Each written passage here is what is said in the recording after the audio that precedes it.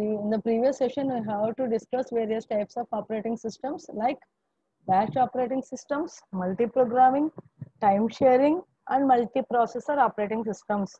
In today's session, we discuss about the remaining types of operating systems are distributed operating system, real-time operating system, mobile operating system, and desktop operating system. Totally, you have 8 types of operating systems. Coming to the category of distributed operating system,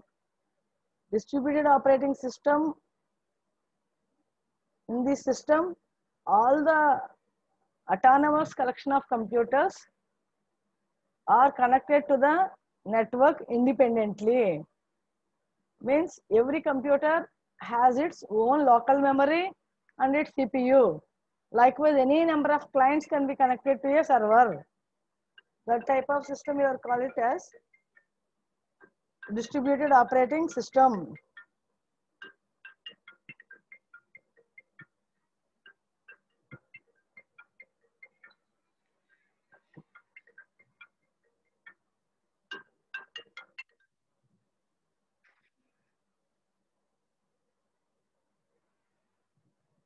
Data processing jobs are distributed among the processors accordingly.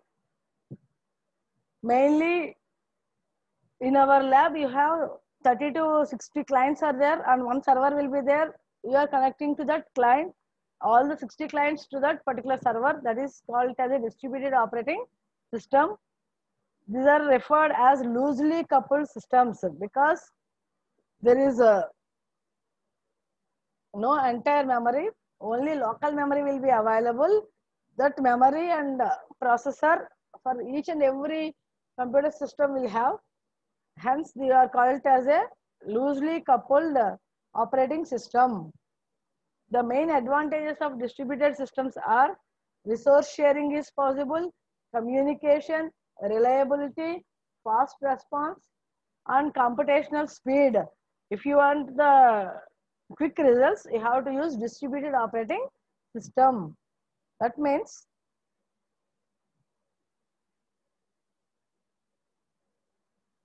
everybody know if you want to open your login at your client server technology, SSH@192.168.1.3 or 1.6 server, then you have to enter to that server. That server will give the results or responses to the user. That is called as a distributed operating system. Mainly there are two variants of distributed operating system. One as client server system.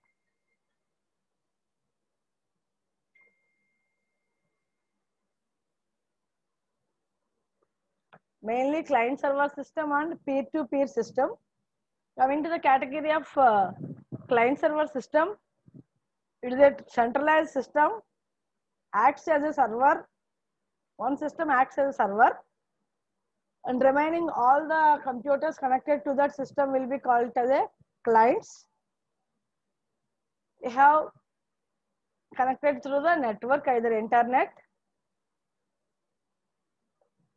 The server may be of either computer server or file server. Computer server is used to transfer the data between all the clients to the server. File server will transfer the file sharing is possible. If you want to create the file, delete the file, read the file, write the contents to the file, everything will be possible with the help of file server. Just I will discuss about client server system. This is the network. All the clients, client 1, client 2, so on, n number of clients. Server will be the centralized server. That may be of either computer server or file server.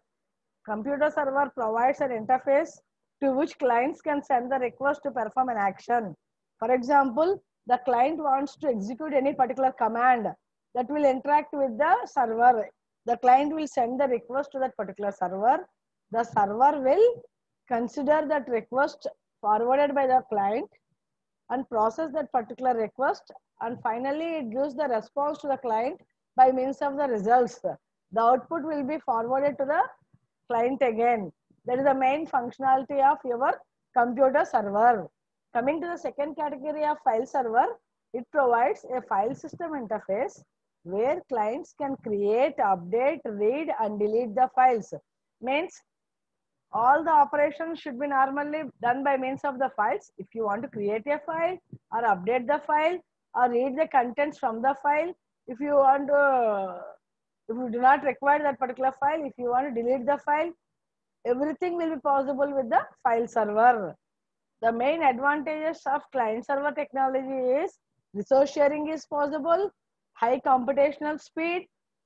If any client will be failed, remaining clients also interact with the server. That is the advantage. Even though the server will be crashed, all the clients may not get any response. If you want to correct the server immediately, automatically the server will be boosted up again. Booting will be done. Automatically it gives the responses to the remaining clients. The best example as your Oracle will follows the client server technology. All the users who are logged to the Oracle systems, all the clients are connected to that system with the help of some user IDs. That Oracle server will process the queries given by the clients or the users. Whatever the query, select star from EMP, for example, there is a query, it will be transferred to that server. The server will use the fetch the data from that employee table and redirect it to the again to the client. That is the operation mainly performed in the client server model. All the upgraded Linux all will be used the client server technologies, Linux servers or your Windows servers. Coming to the second category, peer-to-peer system. Mainly you have two types of distributed operating system. One as client server model, second one as peer-to-peer system. In peer-to-peer, you are called pronounced as P2P network. P2P means all the computers which are connected to each other via the internet, files can be shared directly between the systems on the network without there is need of a centralized server, because entire server will have the control. Then if the server will be crashed, all the clients must be goes to the waiting state or blocked state continuously. To avoid that drawback, go for the peer-to-peer system. Each and every computer will be accessed as a particular type of server. One may be a file server, one may be a processing server, one may be a memory management server. Likewise, every client will be accessed as a server. That is called as a peer-to-peer computer system. You are called it as. Best example, in your real life scenario, if you want to click on a web browser, you have to open one web page. You have to extract the information from that web server. Means the client will be the you, that web server will be nothing but your web server, web browser, which gives that particular Google or some google.com or any website. There is a communication between your web server and the client. That is called as the peer-to-peer system. Means entire communication will be done with the help of internet only. Example, best example for peer-to-peer communication as email chatting, emails. Advantages, easy file sharing, even in the larger distances, not the nearer distances. It reduces the cost because there is no separate computer for a server. When setting up a peer-to-peer network, reduces the entire cost. Adaptability, it includes new clients easily. Means there is only system-to-system communication, peer-to-peer. Nearer systems are connected together. Far systems are also connected via the internet. Now email, your web chatting. For example, our online class is an example for peer-to-peer system. This is the regarding distributed operating system. This is the diagram for peer-to-peer system. You have CPU, CPU, CPU.